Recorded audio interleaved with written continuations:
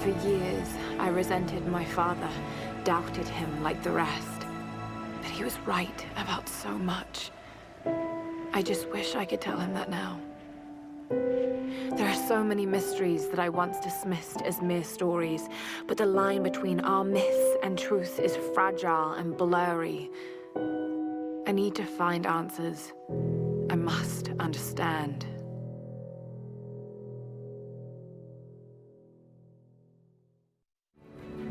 Anyway, we'll be home soon.